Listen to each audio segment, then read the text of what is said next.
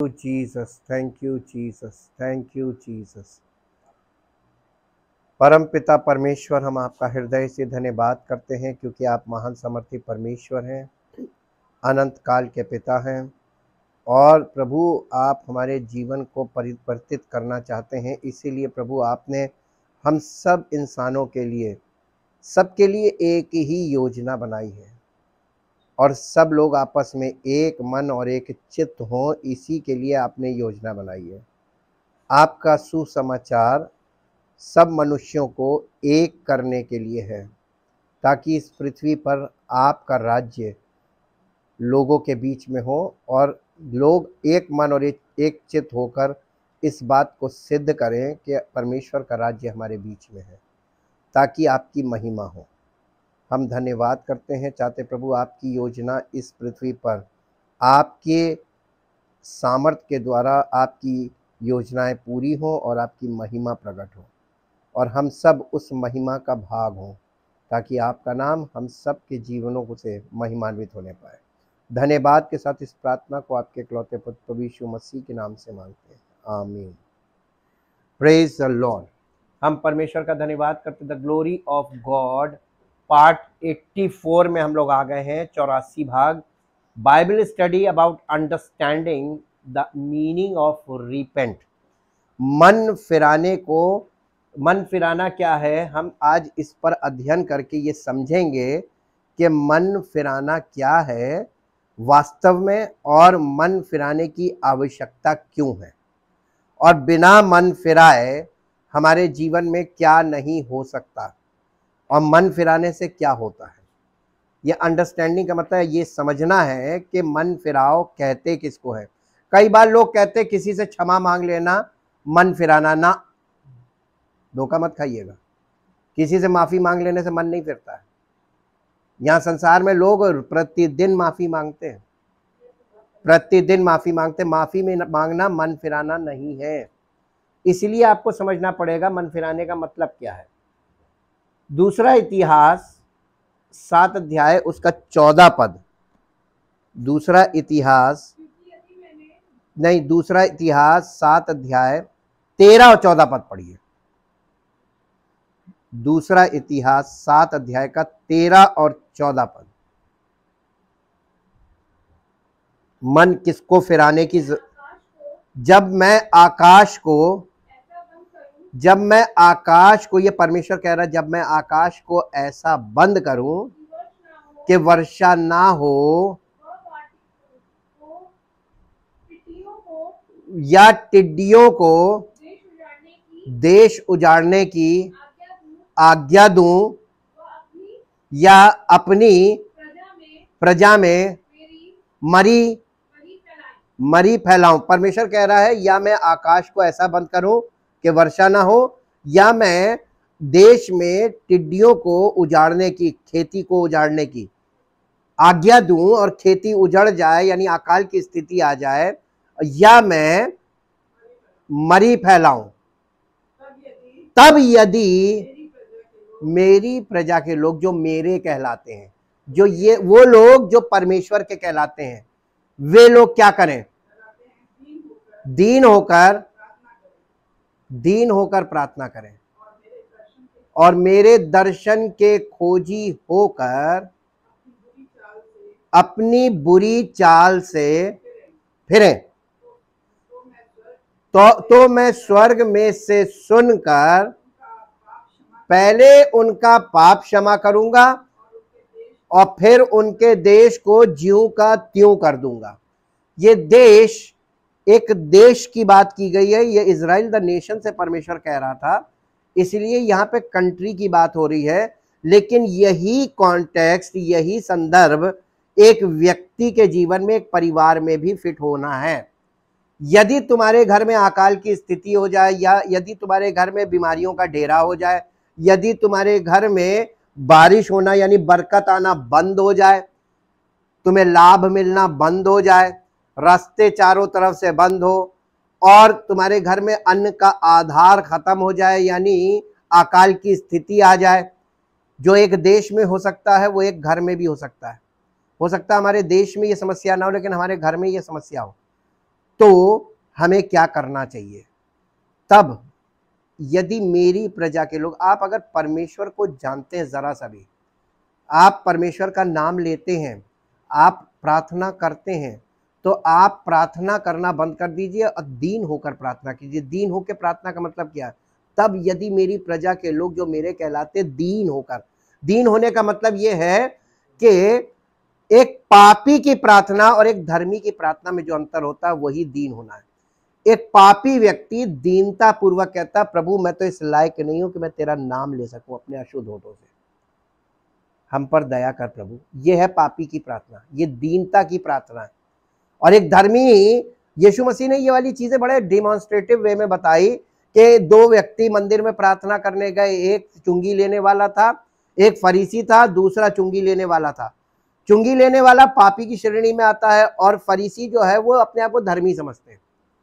आज कई बार परमेश्वर के लोग जो परमेश्वर के कहलाते हैं वो धर्मी बन जाते हैं, इतने धर्मी बन जाते हैं, इतने धर्मी बन जाते हैं कि वो दीन नहीं होते परमेश्वर के सामने। प्रार्थना तो करते हैं लेकिन दीनता की प्रार्थना नहीं होती है, वो धर्मी की प्रार्थना होती है। वो धर्मी बन के प्रार्थना कर रहे, प्रभु ये कर दे, प्रभु ये कर दे, प्रभु ऐसा कर दे, प्रभु ऐसा कर दे ना। तब यदि मेरी प्रजा के लोग जो मेरे कहलाते हैं दीन होकर प्रार्थना करें, दीन का मतलब अपने आप को शून्य करें और प्रभु से मदद मांगे, प्रभु दया कर, प्रभु दुहाई देना जिसको बोलते, ये है दीन होकर प्रार्थना करना। तब वो आपको पहले आपके पाप क्षमा करेगा। दिस स्क्रिप्चर, ये पद is defines what repentance is. ये पूरा पद इस बात को स्पष्ट करता है कि मन फिराना किसे कहते हैं, जबकि इसमें रिपेंटेंस वर्ड है ही नहीं, इसमें मन फिराव का कोई शब्द नहीं है, लेकिन मन फिराव के विषय में ये बात कर रहा है। पश्चाताप, बाइबल पर आधारित पश्चाताप की जो परिभाषा है उसका अर्थ है अपने मन को बदलना या अपनी दिशा बदलना और एक अलग दिशा में आगे बढ़ना है। और ये जो है अक्सर आप जो नॉर्मल डिक्शनरी में आप देखते हैं रिपेंट का मीनिंग, तो वहां पे मालूम क्या लिखा होता है? एक नॉर्मल डिक्शनरी में इसकी परिभाषा थोड़ी अलग है। हालांकि इसमें आपके पाप के कारण पछताना या अपराध बोध शामिल हो सकता है, फिर भी ये थोड़ा आगे जाता है। पश्चाताप और पछतावे के बीच मुख्य अंतर स्रोत है। पश्चाताप में और पछतावे में अंतर है। हम कई बार पछताते हैं लेकिन पश्चाताप नहीं करते हैं। आप कोई काम गलत हो जाता है तो आप पछताते, काहे मैंने ऐसा कर दिया, ये पछतावा है, लेकिन पश्चाताप नहीं है। पश्चाताप क्या है? पश्चाताप उस चीज से अपने मन को मोड़ लेना। तो पछतावे और पश्चाताप में स्रोत का अंतर है, सोर्स का स्रोत अलग अलग है। पछताता आदमी दिमाग से है, लेकिन पश्चाताप करता वो संपूर्ण हृदय से। ये थोड़ा पश्चाताप और पछतावे के बीच मुख्य अंतर स्रोत है। और यहां पर हम एक एग्जाम्पल को देखें। आप मान लीजिए सड़क पे जा रहे हैं और सामने रास्ता रिस्ट्रिक्शन लगी हुई, बैरियर लगा हुआ है, और बैरियर लगा तो आपको ये समझ में आ जाना चाहिए था कि वहां पर चेक पॉइंट बनाया है, बैरियर है, इसका मतलब वहां रुकना पड़ेगा। तो आपको गाड़ी में ब्रेक लगाकर रुक जाना चाहिए था, ताकि वहां पर वो संबंधित व्यक्ति आपसे आके पूछेगा, आपकी आईडी देखेगा, सब कुछ। आप कैंट में जाइए, कैंट में जब आप एंट्री करते हैं, जहाँ पे बटालियंस हैं उधर की तरफ आप जब जाते हैं, जितने भी मार्ग हैं वहां पर आपको मिलिट्री वाले खड़े मिलेंगे, वो आपको एंट्री नहीं देंगे। अगर आपने हेलमेट नहीं लगाया ना, वहीं रोक लेंगे। वो कहेंगे पहले हेलमेट पहन के आओ, अगर हेलमेट नहीं तो वापस जाओ, नहीं घुसने देते, विदाउट हेलमेट अलाउड नहीं। तो आप वहां पे, दूसरी बात, बहुत से रिस्ट्रिक्टेड एरिया होते हैं जहां पे आईडी चेक होती है, आईडी दिखाओ तब आप अंदर जाओगे, यानी सबको जाने की अनुमति नहीं है, वही लोग जाएंगे जो आईडी दिखाएंगे। जब आप ऐसे रास्ते पे जा रहे हैं, वहां पे आप रुके नहीं, जब जैसे ही आप घुस के आगे बढ़ेंगे विसल बजेगी, सीटी बजेगी, आपको रुकना पड़ेगा। वो आपसे कहेगा वापस आपने बैरियर कैसे क्रॉस किया। तब आप क्या बोलेंगे मालूम है? तब आप क्या कहेंगे उससे, बताइए? आप माफी मांगेंगे, सॉरी। अगर वो आप पे कार्रवाई करने की बात कर रहा तो आप क्या कहेंगे? क्या ये मन फिराना है? ना, ये मन फिराना नहीं है। ऐसी वाली माफी हम लोग रोज करते हैं। गलत करते हैं, जब पकड़ लिए जाते हैं तो माफी मांगते हैं। आप माफी इसलिए नहीं मांग रहे हैं कि आपने रियलाइज किया कि आपने गलत किया। आप माफी इसलिए मांग रहे हैं क्योंकि आप पकड़ लिए गए, गलत करते में पकड़ लिए गए। जब आपकी कोई गलती पकड़ ली जाती है तब भी लोग माफी मांगते हैं। ये पछताना है, लेकिन पश्चाताप नहीं है, ये माफी नहीं है। आपने हृदय से इस चीज को रियलाइज नहीं किया, बल्कि आप सॉरी बोल रहे हैं बचने के लिए। कोर्ट में जाकर देखिए, रोज वहां पर लोग कैसे माफिया मांगते हैं। शातिर लोग रोज माफी मांगते हैं। ये भी एक आदत पड़ जाती माफी मांगने की, ये एक मानसिकता है माफी मांगने की। परमेश्वर इसके विषय में बात नहीं करता है। ये पापी मनुष्य के स्वभाव में है कि गलती करो माफी मांगो, गलती करो माफी मांगो, गलती करो माफी मांगो, और ये एक सिलसिला हमारे जीवन में बना रहता है। लेकिन इससे हमारे जीवन में समस्याओं का समाधान नहीं होता और परमेश्वर के साथ हमारा संबंध स्थापित नहीं होता है। ऐसा करने से, ये पाप के स्वभाव के कारण हम ऐसा करते हैं। अगर आप गलत पकड़ लिए जाते हैं तो आप माफी मांगते हैं, और या कोई व्यक्ति आपको बाध्य करता है कि यहां पर तुम्हारी गलती है, माफी मांगो, तो हम माफी मांगते हैं। इसका मतलब किसी के बाध्य करने से हमने माफी मांगी। एक कारण वो भी होता माफी मांगने का। तीसरा कारण कि आप ये देखते हैं कि अगर हम माफी नहीं मांगेंगे तो आगे जाके समस्या बढ़ेगी, इससे अच्छा है कि माफी मांग लो। तब हम बाध्य होकर किसी कारणवश माफी मांगते, वो भी गलत है। वो भी परमेश्वर के वचन में उसके विषय में वो भी मन फिराना नहीं है, वो रिपेंटेंस में नहीं आता है। रिपेंटेंस फिर है क्या? ये एक कठिन काम है और ये निर्णय लेकर किया जाने वाला कार्य है। और हम आपको शुरू से ये बात बोल रहे हैं कि निर्णायक व्यक्ति ही परमेश्वर से संबंध स्थापित कर सकता है। वो निर्णायक व्यक्ति हमको और आपको ही बनना है, निर्णय लेना है और परमेश्वर के साथ संबंध स्थापित करना है। और इसीलिए इस पद के द्वारा हम ये देखेंगे, the scripture is defined what repentance is. यानी ये पद ये हमको दिखाता है कि पश्चाताप है क्या। Even though doesn't use the word, यानी इसने पश्चाताप वर्ड का इस्तेमाल भी नहीं किया इस पद में, लेकिन ये जो पद कह रहा है यही पश्चाताप है। There are 4 keywords that really answer the question of how to repent. यहां पर 4 मुख्य शब्द हैं जो इस बात को बताते हैं कि पश्चाताप है क्या, पश्चाताप का मतलब क्या है, पश्चाताप की मीनिंग क्या है।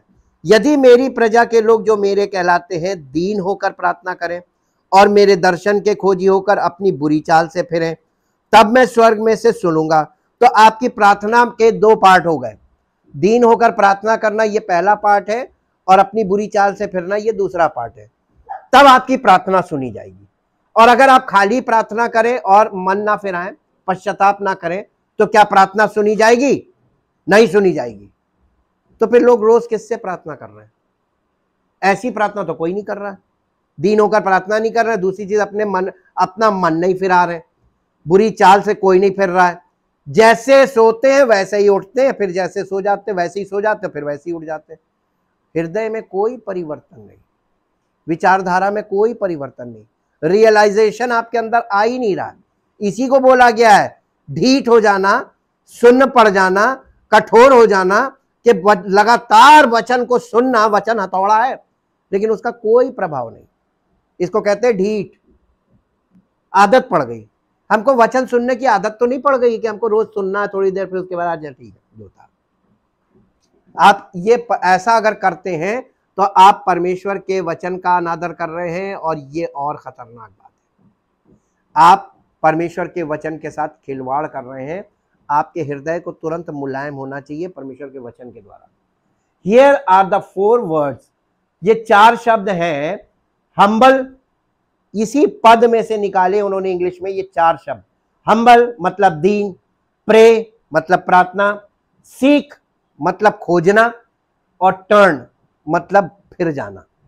ये 4 शब्दों में ये 4 शब्द, ये 4 कार्य हैं। जब हम ये 4 कार्य करेंगे, इसका मतलब होता है मन फिराना।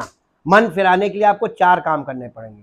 अपने आप को दीन करना पड़ेगा, दीन होकर प्रार्थना करनी पड़ेगी, और अपनी बुरी चाल से फिरने के लिए आपको परमेश्वर को खोजना पड़ेगा, और अपने सारे संबंधों को सही करने के लिए उन लोगों को खोजना पड़ेगा, और इसके बाद टर्न, और फिर मुड़कर परमेश्वर की तरफ कि प्रभु हम अपने सारे रिलेशन को करेक्ट करके आ रहे हैं।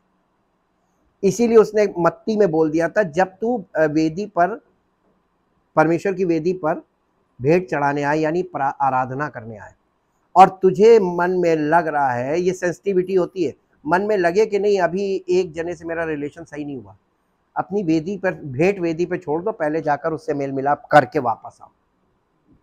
यही है टर्न, जाके सब सही करके फिर आओ और तब अपनी भेंट चढ़ाओ, ग्रहण हो जाएगी।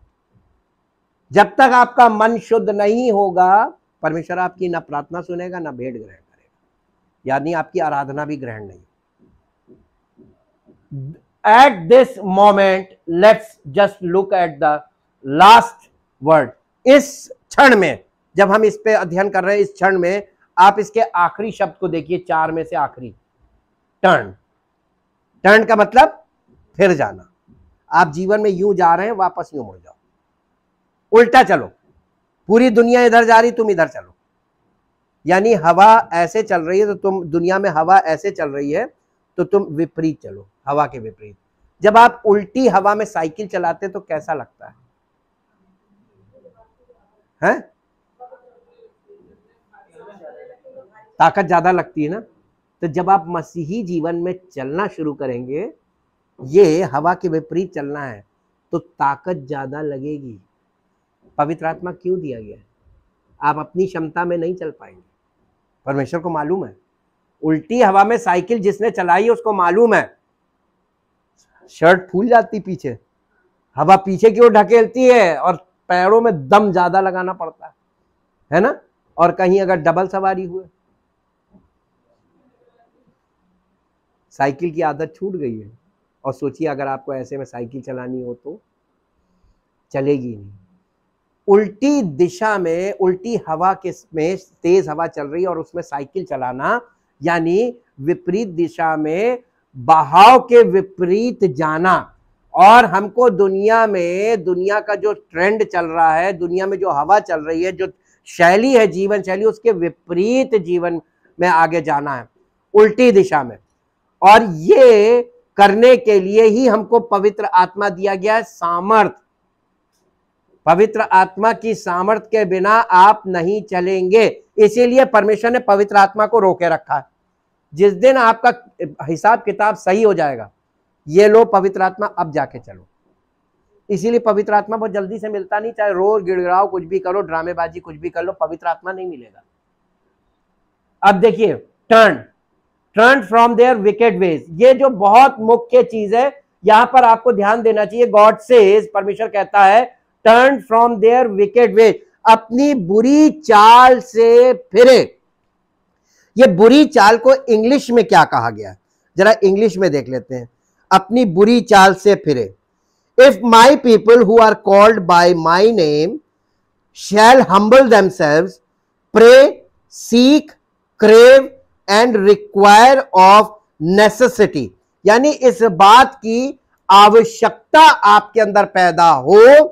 रिक्वायर ऑफ नेसेसिटी का मतलब इस बात की महत्व आपके अंदर हो, इस बात की चाहत पैदा हो कि माई फेस एंड, यानी परमेश्वर को के दर्शन के अभिलाषी हो जाए।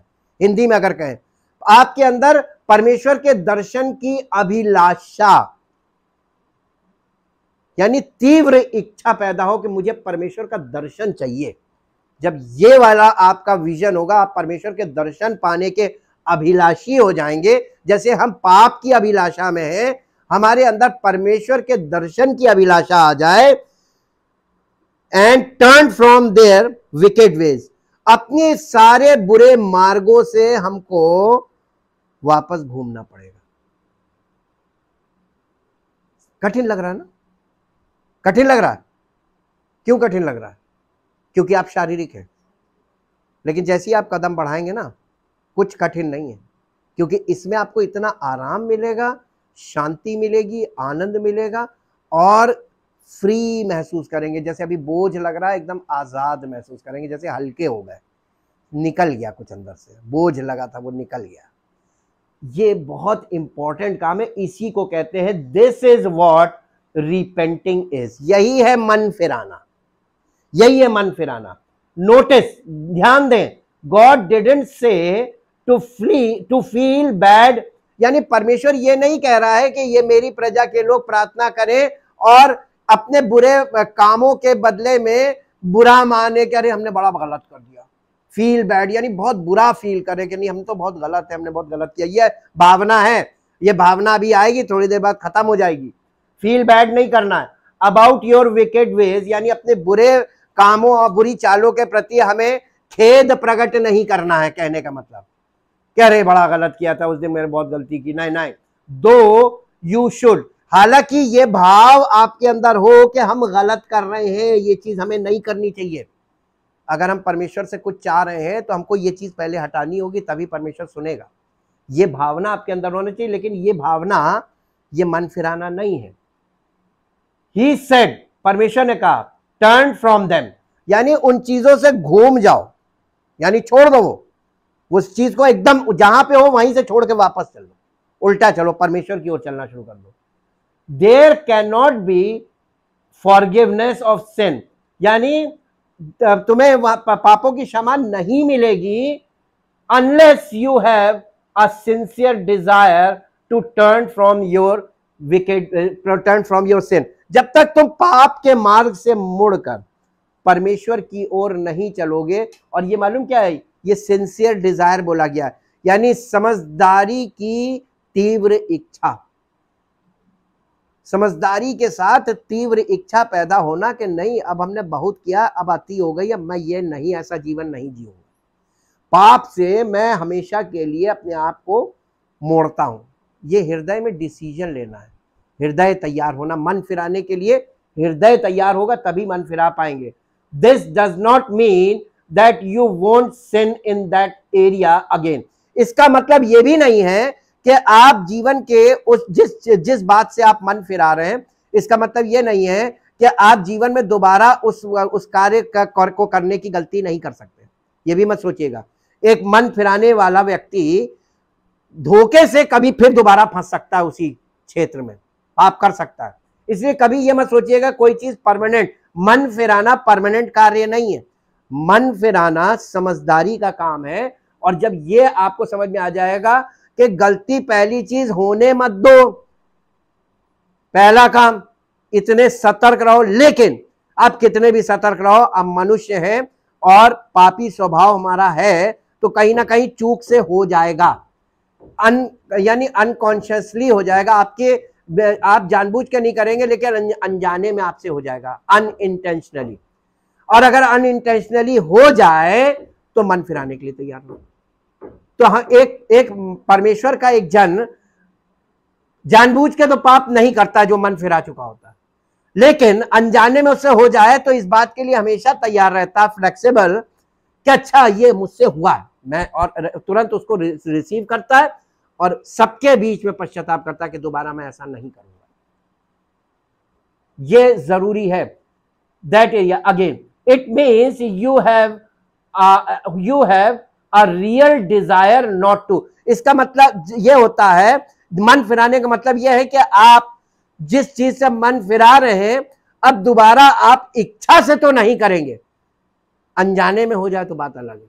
तो ये चीज हमेशा याद रखिएगा, गलती हमेशा हो सकती है किसी से भी, ठीक। तो आप परफेक्ट तो तब भी नहीं थे और अब भी नहीं है। अब देखिए, ये तो पुराने नियम की पद था, अब हम एक नए नियम में पढ़ते हैं, प्रकाशित वाक्य 2 अध्याय उसका 5 पद। सोचेत करके तू कहां से गिरा है, लो, वहां पर तो प्रत्येक मनुष्य को मन फिराने की आज्ञा दी जा रही है, यहां पर कलीसिया को मन फिराने की आज्ञा दी जा रही है। बाइबल के अंतिम पुस्तक में जब कलीसियाएं खड़ी हो गई, मंडलियां खड़ी हो गई, तो प्रभु यीशु मसीह जो सच्ची कलीसिया का हेड है, उसने सारी कलीसियाओं को प्रश्न चिन्ह उठा दिया। उसने सब कलीसियाओं को चिट्ठी लिख के, दूत को चिट्ठी लिखी कि ये कमी है, ये कमी है, ये कमी है, ये कमी है। तुम फेलोशिप कर रहे हो, तुम वहां पर सब कुछ कर रहे हो, लेकिन तुमने गलती की है। तो कलीसियाएं भी गलती कर रही हैं, उन्हें भी मन फिराने की जरूरत है, यानी पूरी पूरी मंडली को मन फिराने की जरूरत है। ओ, इसका मतलब मन फिराने का कार्य जहां हो रहा था, उस कलीसिया, उस मंडली को, पूरी मंडली को भी मन फिराना है। ऐसा क्यों हो गया? इसलिए चेत कर के तू कहां से गिरा है और मन फिरा और पहले के समान काम कर। इसका मतलब कलीसिया शुरुआत हुई थी तो कुछ और कर रही थी, सही काम कर रही थी, और उसके बाद जब काम बढ़ने लगा तो कलीसिया काम गलत करने लगी, अपनी बड़ाई करने लगी, लोगों में घमंड आ गया, सब अपने आप को धर्मी समझने लगे। मन फिराने वाली बात तो सबके दिमाग से निकल गई, सब धर्मी हो गए, और इसीलिए कलीसियाओं को प्रश्न चिन्ह उठा दिया कि सब गलत है ना, ये सही नहीं है। Again notice again something very interesting about repentance. यहां पर मन फिराने के लिए एक बहुत यानी रोचक बात आपको देखने को मिलेगी। इट रिक्वायर्स एक्शन, यानी मन फिराने के लिए केवल हृदय की तैयारी नहीं है, मन फिराने के लिए केवल हमको अपने मन में रियलाइज नहीं करना है कि हम अब दोबारा ऐसा नहीं करेंगे, मन में कर लिया सब कुछ, ऐसा नहीं है। मन फिराव का पहला पार्ट मन में होता है जो किसी को दिखाई नहीं देता है, लेकिन इसका असली पार्ट जो होता है वो एक्शन में होता है। It requires action. मन फिराने का मतलब यह है कि आपको जीवन में कुछ ऐसा करना है जिससे देखने वालों को समझ में आ जाए कि ये व्यक्ति मन फिरा रहा है। अब मालूम आपको, यूहन्ना बपतिस्मा देने वाले के पास जब फरीसी और सदूकी निकल कर आने लगे और बपतिस्मा लेने के लिए, तो उसने उनसे क्या कहा था? हे सांप के बच्चों, तुम्हें किसने जता दिया कि आने वाले क्रोध से भागो। इसलिए पहले जाकर मन फिराव के योग्य फल लाओ। मन फिराव के योग्य फल का मतलब है एक्शन। पहले जाके कुछ ऐसा करके दिखाओ जिससे परमेश्वर का आत्मा देखे कि वाकई में तुम मन फिरा रहे हो, तभी मैं तुमको बपतिस्मा दूंगा, वरना नहीं दूंगा। उस जमाने में बपतिस्मा सबको दिया नहीं जाता था, बुला बुला के, समझा समझा के, जबरदस्ती। ये तो झूठा बपतिस्मा हो गया, ये तो देने वाला बपतिस्मा हो गया। वहां आप ठीक से जाके पढ़िएगा, चारों सुसमाचार में लोग उस यूहन्ना बपतिस्मा देने वाले से बपतिस्मा लेने को आ रहे थे, वो देने नहीं गया था किसी को। आज लोगों को दिया जा रहा है, लेने कोई नहीं आता है। पानी का बपतिस्मा कोई लेने नहीं आ रहा है, सबको दिया जा रहा है। लेकिन उस जमाने में लोग लेने आते थे, यूहन्ना देने नहीं जाता था। तो पानी का बपतिस्मा देने की चीज नहीं बल्कि लेने की चीज है। मन फिराव करने के बाद ही ये दिया जाता था, और यदि किसी ने मन नहीं फिराया है तो पवित्र आत्मा यूहन्ना बपतिस्मा देने वाले को बताता था कि इसको नहीं देना है, और पवित्र वो यूहन्ना बपतिस्मा देने वाला उसको नहीं देता था। ये चीज कभी किसी ने ध्यान नहीं दी, बाइबल को ठीक से पढ़ा नहीं, समझा नहीं। इसीलिए जो कुछ हो रहा है आप उसकी नकल कर रहे हैं, और आप मसीही नहीं हैं, आप सच्चे विश्वासी भी नहीं हैं, आप कुछ नहीं है, नकल कर रहे हैं, और ये नकल आपकी पकड़ ली जाएगी। असल और नकल में, नकल तो बराबर हो सकती है लेकिन बराबरी कभी नहीं हो पाएगी। नकली चीज बहुत जल्दी उसकी पोल खुलती है। देखिए इसमें एक्शन है, ये कहा गया इंटरेस्टिंग। अब देखिए इसमें रिपेंटेंस इट रिक्वायर्स एक्शन, यानी जो मन फिराव है इसमें एक्शन है। Notice what Jesus is saying. हमें यहां पे ये ध्यान देना चाहिए कि यीशु मसीह कह क्या रहे हैं, ठीक है। अब इसमें यीशु मसीह ये कह रहे हैं कि कंसिडर, यानी चेत कर। जो हिंदी में लिखा है ना चेत कर, क्या लिखा है? चेत कर। चेत कर का मतलब क्या है? कंसिडर। चेत कर का मतलब समझते हैं आप? आपके अंदर ये सोचो इस बात को कि ये हम क्या कर रहे हैं। वो पूरी कलीसिया से, पूरी मंडली से कह रहा है यीशु मसीह, चेत करो, तुम कहां से गिर गए। तुमको लग रहा है कि तुम प्रभु यीशु मसीह की आराधना कर रहे हो, तुम यीशु मसीह के चेले बन गए हो, तुम मसीही हो गए हो, लेकिन ऐसा है नहीं। कलीसिया में चिट्ठी लिख के कह रहा है चेत करो, पहले देखो तुम कहां हो। मन तो वही फिराता है जो पापी होता है। इसका मतलब कलीसिया में पाप आ गया और कलीसिया के लोगों को पता ही नहीं चल रहा है कि उनके बीच में पाप काम कर रहा है। कैसे काम कर रहा था? सबका सबसे मनमुटाव, एक का भी संबंध आपस में सही नहीं,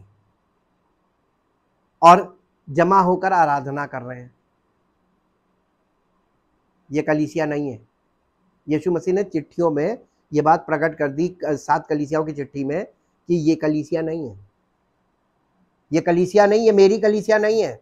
तुम में फूट है, तुम लोग सब अपने अपने मन की बातें सोचते हो, अपने मन का प्रचार करते हो, जो तुम्हारे मन में आता है, एक दूसरे को अपने स्वार्थ के लिए शिक्षा देते हो और एक दूसरे को फंसाने की विधि का इस्तेमाल करते हो। किसी तरह तुम्हारा सदस्य बन जाए, तुम्हारी मंडली में लोग बढ़े, तुम्हारे यहाँ की इनकम बढ़े। यीशु मसीह इन चीजों को जानता है। इसी आधार पे वो कह रहा है ये कलीसिया नहीं है, ये नहीं है। चेत करके तू कहां से गिरा है, और इंग्लिश में हम आपको पढ़ के सुनाते हैं। मन फिरा का मतलब कि रिपेंट, रिपेंट का मतलब कि हमने जो अभी आपको बताया है ये काम आपको पूरा करना पड़ेगा। रिपेंट का मतलब ये होता है, 2 अध्याय का 5 पद है ना, 2 अध्याय और उसका 5 पद।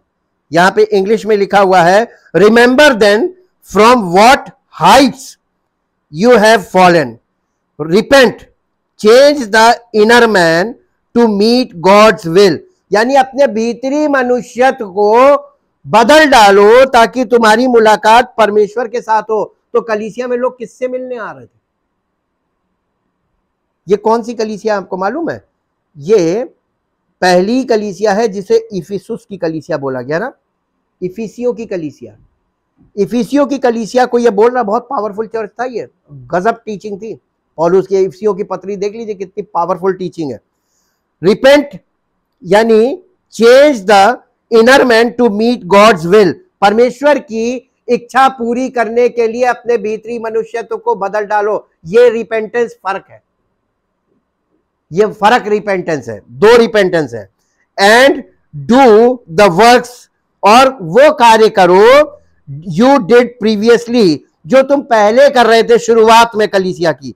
When first you new the Lord, जब तुमने प्रभु को जाना था उस समय जैसी शुरुआत की थी वैसा करो। और else I will visit you, और अगर तुम ऐसा नहीं करोगे, मन नहीं फिराओगे, करेक्शन नहीं करोगे, तो मैं तुम्हारे पास आऊंगा and remove your lamp stand from its place, और मैं प्रकाश जो दे रहा है ना पवित्र आत्मा, उसको हटा दूंगा, अंधेरा हो जाएगा, आत्मा का प्रकाश नहीं रहेगा कलीसिया में। वचन तो है कलीसिया में, लेकिन मन फिराने की जरूरत फिर पड़ रही है कलीसिया को, क्योंकि वचन तो लोग सुन रहे हैं लेकिन कोई भी वचन का पालन नहीं कर रहा। भीतरी मनुष्य तो किसी का सही नहीं है। ऐसी कलीसियाएं हैं ना। ये 2 प्रकार से मन फिराना है, यानी मन फिराने के 2 लेवल हैं। अगर हम ऐसा कहें तो बुरा नहीं होगा।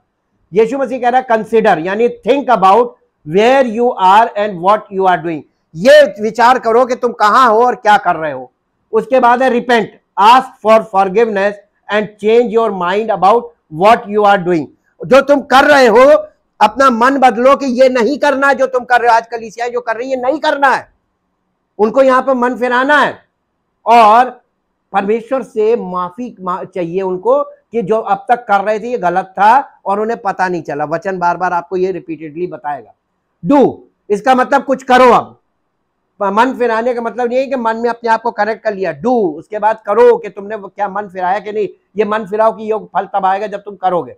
Don't just change your mind, केवल अपना मन ना बदलो, change your mind about what you are doing, यानी मन के साथ साथ नहीं।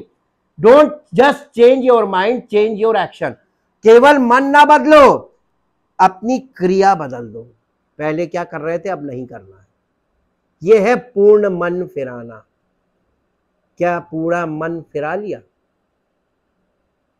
अभी तो शुरू भी नहीं किया, पहला ही कदम नहीं है complete.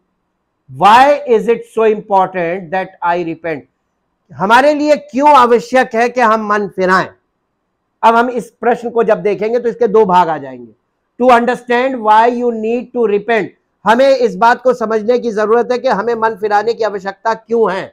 You must understand the impact of sin in your life, पाप का हमारे जीवन में क्या प्रभाव पड़ता है, हमें इस बात को पहले समझना है कि मन फिराने की आवश्यकता इसी पर डिपेंड करती है कि पाप का हमारे जीवन में क्या प्रभाव है, और उस प्रभाव से बचने के लिए हमको मन फिराने की जरूरत है। जी, कंसिडर सिन फ्रॉम टू पर्सपेक्टिव्स, यानी दो तरीके से हम इस बात को समझ सकते हैं कि हमें मन फिराने की आवश्यकता क्यों है।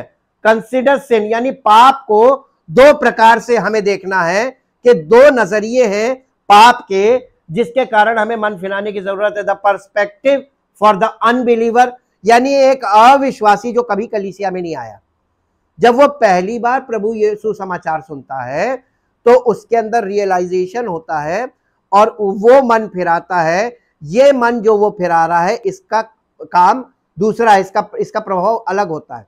और एक विश्वासी जो पहले से कलीसिया में है उसे मन फिराने की भी जरूरत है। वो क्यों मन फिराएगा, उसके मन फिराने की आवश्यकता उसको क्यों है, क्योंकि मैंने आपको दो, एक पुराने नियम से और एक नए नियम के बिल्कुल अंतिम पार्ट से, कलीसिया को मन फिराने को कहा जा रहा। ये दो भाग हमने इसलिए लिया ताकि आप इन दो पॉइंट्स को समझ पाएं कि मन फिराने के लिए एक पापी की भी मन फिराना है और एक विश्वासी को भी मन फिराना है। और ये कभी आपको कोई बता नहीं पाएगा ये अंतर, ये जो व्यक्ति उसमें चल रहा होगा ना उसी को मालूम होगा कि ये अंतर है। अब देखिए, एक विश्वासी के लिए क्यों आवश्यक है और एक अविश्वासी के लिए।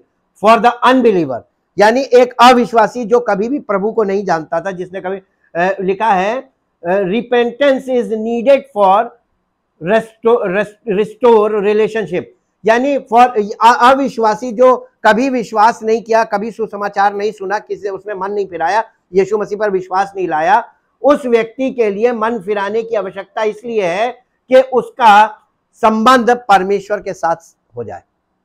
रिस्टोर रिलेशनशिप विद गॉड, परमेश्वर के साथ संबंध स्थापित करने के लिए आवश्यक है। If you don't know Jesus, अगर आप यीशु मसीह को नहीं जानते हैं एज योर सेवियर, अपने उद्धारकर्ता के रूप में, then your sin has put a separation between you and God, तो तुम्हारे पाप ने तुमको तुम्हारे परमेश्वर से अलग कर रखा है, क्योंकि आपने मन नहीं फिराया। मन फिराने का मतलब यीशु मसीह को अपना उद्धारकर्ता स्वीकार करना, ग्रहण करना है। You can not enter into the relationship without with God through Jesus Christ until you first admit you are sinner. आप परमेश्वर के साथ आपका रिश्ता कभी भी स्थापित नहीं हो सकता जब तक आप यीशु मसीह को अपना उद्धारकर्ता ना ग्रहण करें और अपने आप को पापी ना मान लें, तब तक आपका परमेश्वर के साथ संबंध स्थापित ही नहीं होगा। ये शुरुआत है, ये उनके लिए जरूरी है। फॉर द बिलीवर, अब विश्वासी के लिए क्यों जरूरी है मन फिराना। रिपेंटेंस इज नीडेड, यानी उसको मन फिराने की आवश्यकता इसलिए टू रिस्टोर फेलोशिप, परमेश्वर के साथ सहभागिता में आने के लिए एक विश्वासी को मन फिराने की जरूरत है। यहाँ पे सहभागिता, कलीसिया की बात की जा रही, कलीसिया से कह रहा है मन फिराओ, क्योंकि पवित्र आत्मा के साथ कलीसिया सहभागिता नहीं कर रही है, लेकिन विश्वासी लोग आपस में एंजॉय कर रहे हैं। आज कलीसियाओं में क्या चल रहा है, सब आपस में एंजॉय कर रहे हैं ना, चर्च के बाद पार्टी भी होती है, आपस में मिलके बैठना, खाना पीना सब कुछ चल रहा है, लेकिन पवित्र आत्मा के साथ सहभागिता नहीं हो रही है, fellowship with the Holi spirit ना। और इसीलिए दलबंदी है, अमीर अमीर का ग्रुप एक तरफ होता है, गरीब गरीब एक तरफ होते हैं। ये पक्षपात भी चल रहा है, बड़ा जबरदस्त तरीके से पक्षपात चल रहा, फेवरेटिज्म चल रहा कलीसिया के अंदर। ये पवित्र आत्मा के साथ सहभागिता नहीं है। शुरुआत कलीसिया की हुई थी, सब लोग एक बराबर होते थे, लेकिन जब कलीसिया में खूब ढेर सारे लोग आ जाते, खूब पैसा आ जाता, सब चीजें संपन्न हो जाती, तब सब लोग अलग अलग हो जाते हैं, फिर वहां किसी को कोई नहीं पूछता है। ये दशा है, इसीलिए उसने कलीसियाओं को चिट्ठी लिखकर भी बोला है मन फिराने को। इसलिए सातों कलीसियाओं में से एक को छोड़ के बाकी सबको मन फिराने की जरूरत है। ये टाइप्स ऑफ चर्चेस हो सकते हैं। Once you have received Christ as your saviour. एक बार जब आप प्रभु यीशु मसीह को अपना उद्धारकर्ता ग्रहण कर लेते हैं, your relationship with God is now intact, आपका उसके साथ संबंध स्थापित हो जाता है। However, what sin does, लेकिन पाप क्या करता है मालूम है? धीरे धीरे sin does is it puts a wall in the fellowship between you and God। परमेश्वर के और आपके बीच एक दीवार खड़ी कर देता है शैतान, पाप के कारण। यानी पाप हमारे और परमेश्वर के बीच दीवार खड़ी कर देता। फेलोशिप हम परमेश्वर की आत्मा के साथ नहीं कर रहे हैं। हम कलीसिया में तो रहते हैं, लेकिन पवित्र आत्मा के साथ हमारी फेलोशिप यानी कलीसिया के लोगों में पवित्र आत्मा की सहभागिता नहीं हो रही है। पवित्र आत्मा की सहभागिता से क्या होता है? पवित्र आत्मा आप ऐसे ऐसे चुभने वाली बातें करेगा ताकि आपका आपस में विश्वासी का विश्वासी से शुद्ध हृदय के साथ रिलेशन हो और एक दूसरे के साथ बढ़िया व्यवहार हो, फर्क ना हो एक दूसरे से, यानी एक दूसरे को अपने से बेहतर मानना, अपने से बदतर नहीं मान रहा। आज क्या है, एक दूसरे को अपने से नीचा देख रहे हैं। ये क्या करता, मैं इससे अच्छा प्रचार कर सकता हूं, ये क्या बाइबल स्टडी देते, मैं इससे अच्छी बाइबल स्टडी, ये क्या प्रार्थना कर, मैं इससे अच्छी प्रार्थना। ये नहीं है, ये पवित्र आत्मा के साथ सहभागिता नहीं है, इसलिए ऐसा हो रहा है। पवित्र आत्मा के साथ सहभागिता करेंगे तो आप कहेंगे, अरे ब्रदर आपसे भी मुझे बहुत कुछ सीखने को मिल रहा है। हर व्यक्ति से सीखने को मिलता है। कलीसिया में हर व्यक्ति के अंदर कुछ कुछ है, वरदान सबको दिए प्रभु ने, कभी किसी को हल्का मत लो। आपस में एक बंधन जैसे होता है ना, फूट ना हो, वो वाली चीज होनी चाहिए। ये फेलोशिप की कमी होती है। While you are still in relationship with God, your fellowship is broken। जब आप परमेश्वर के साथ परमेश्वर की आत्मा के साथ सहभागिता नहीं कर रहे हैं, इसका मतलब आपकी फेलोशिप ब्रेक हो गई है। आप फेलोशिप, कई बार लोग मालूम है कलीसिया में नहीं आते हैं, आते आते उनको कुछ बुरा लग गया, घर बैठ गए। मसीह के बदन से तुमने अलग कर लिया अपने आप को। You quit the fellowship, this is also sin. Repent यानी मन फिराओ और वापस आकर अपना स्थान ग्रहण करो। ये प्रभु की आज्ञा है। वचन हमको ऑप्शन नहीं दे रहा है, आज्ञा ही दे रहा है। यह आज्ञा है। Your fellowship broken, the only way to restore that fellowship, एक ही रास्ता है उस फेलोशिप को सही करने का, to repent and turn from your sin, और अपने पापों से फिरकर वापस कलीसिया में उपस्थित हो। अब ये दोनों भाग आपको समझेगा। विश्वासी को भी मन फिराना है फेलोशिप में, रिस्टोरेशन ऑफ फेलोशिप के लिए, और एक पापी को भी मन फिराना है टू रिलेशनशिप विद गॉड। तो रिलेशनशिप होने के बाद फेलोशिप को मेंटेन करना है। अब देखिए इसमें एक पद पढ़िए जो आपको मिलेगा इब्रानियों की पत्री नए नियम में 10 अध्याय उसका 24 से 27 पद।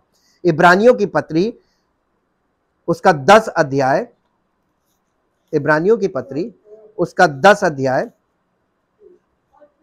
और प्रेम और भले कामों में उकसाने के लिए। कलीसिया में fellowship with the Holi spirit का मतलब समझते हैं? भले कामों में एक दूसरे को उकसाने के लिए, हाँ, और प्रेम और भले कामों में उकसाने के लिए एक दूसरे की। क्या कलीसिया में जब आप आते हैं आपका ऐसा संबंध है कि आप चिंता करते कि आज ये क्यों नहीं आए, बल्कि चलने से पहले कि भैया चलना है, कल वहीं मिलेंगे। प्रभु की उपस्थिति में आप मेल मिलाप के लिए आ रहे हैं, तो आप एक दूसरे की चिंता करिए, वो क्यों नहीं आ रहा है, वो आएगा कि नहीं आएगा, पता भी कीजिए। ठीक, ये रेस्टोरेशन ऑफ रिलेशनशिप है। मन फिराइए और ये काम शुरू कीजिए जो अब तक नहीं किया जी। और एक दूसरे के साथ इकट्ठा होना ना छोड़ना जी, जैसा कि कितनों की रीति है, पर एक दूसरे को समझाते रहे। क्यों इकट्ठा होना है?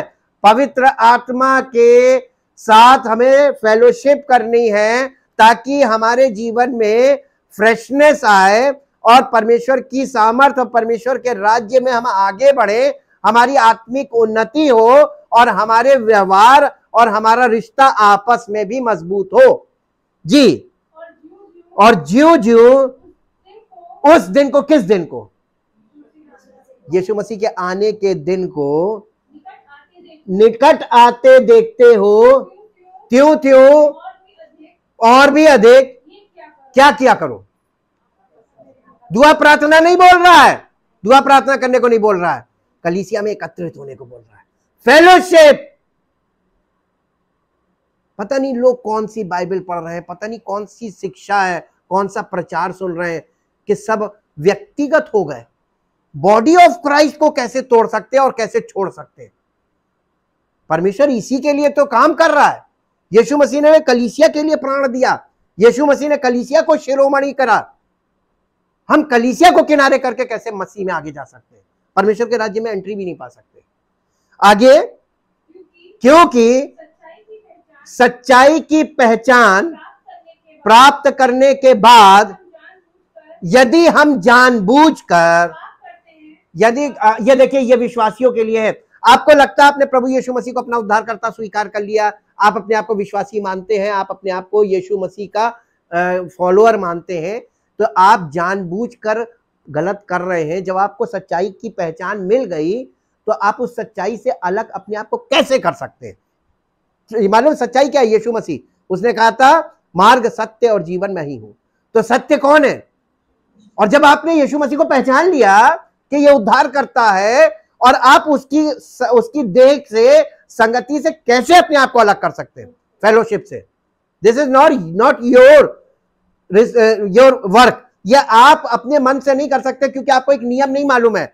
परमेश्वर के वचन में लिखा हुआ है कि पत्नी को अपनी देह पर अधिकार नहीं, बल्कि उसके पति का है, और पति के देह पर पत्नी का अधिकार है।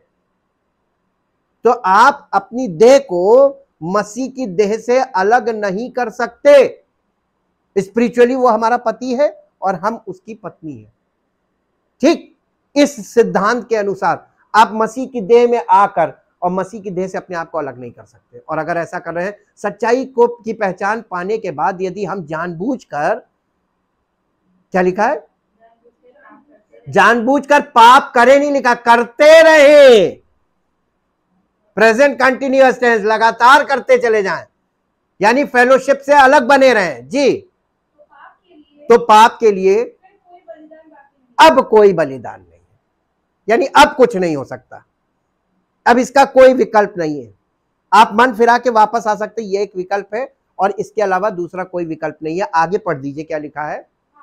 हाँ, दंड का एक भयानक बाट जो होना, और आग का नहीं, और आग का ज्वलन बाकी है। यानी इटर्नल पनिशमेंट को दिखा रहा है कि न्याय के बाद तुम इटर्नल पनिशमेंट में चले जाओगे, यही बाकी है। नहीं तो मन फिराओ और सहभागिता करने आओ। ये विश्वासियों के लिए जो विश्वास कर चुके और फेलोशिप छोड़ के भाग गए। कलीसिया को छोड़ के आप नहीं भाग सकते। और आप ये मत सोचिए कि आपको इस कलीसिया में आपका आत्मिक जन्म हुआ है और आप कहीं पर भी जाकर शामिल हो जाएं, ये भी गलत है। आपका जिस परिवार में जन्म हुआ, आपको अपना परिवार से अलग नहीं होना है, उसी के साथ आपको मेल मिलाप करना है और अपने रिश्ते सही करने हैं। आप परिवार नहीं बदल सकते हैं। जहां आपका जन्म हुआ है वहीं पर आपको परमेश्वर, वहां पे रोपा गया आपको, और वहीं पर आपको उद्धार मिलेगा, उसी देह में। Thank you, thank you, thank you Lord. परम पिता परमेश्वर, हृदय से आपका धन्यवाद करते हैं। आप अनुग्रहकारी और दयालु हैं, और आपका वचन पूर्ण सत्य है, और पवित्र आत्मा सत्य का आत्मा है, और पवित्र आत्मा हमें सत्य से अवगत कराता है और सत्य का प्रकाश देता है, और सत्य मार्ग में चलने में हमारी सहायता करता है और हमें बल देता है, ताकि हे पिता परमेश्वर, जो बातें आपके वचन में लिखी हैं ये हमारे लिए बहुत कठिन हो जाती हैं जब हम इन बातों को ग्रहण करने और या इनको ऐसा करने के लिए अपने आप को निर्बल समझते हैं, अयोग्य समझते हैं, और हम चाहते भी हैं तो भी नहीं कर पाते हैं। तो पवित्र आत्मा हमारी सहायता करता है ताकि हम वो करें जिससे आपकी मर्जी हमारे जीवन में पूरी हो और आपकी महिमा हम सबके जीवन से प्रकट हो और आपका नाम हम सबके जीवन से महिमान्वित हो, ताकि सारी महिमा आपको मिले। प्रभु ऐसा करने की सामर्थ हम सबको दीजिए, ताकि हम मन फिराने के लिए हमेशा तत्पर रहें, और जैसे ही पवित्र आत्मा हमें कन्विक्ट करे, हम मन फिराएं और अपने रिश्ते को और एक स्तर ऊपर लेकर जाएं, ताकि हमारा जीवन हमारे परिवार के लिए, हमारे और जानने वालों के लिए आपकी महिमा का कारण हो, और सारी महिमा आपको मिले। इस प्रार्थना को आपके इकलौते पुत्र प्रभु यीशु मसीह के नाम से मांगते हैं, आमीन। Praise the Lord. परमेश्वर आपको आशीष दे।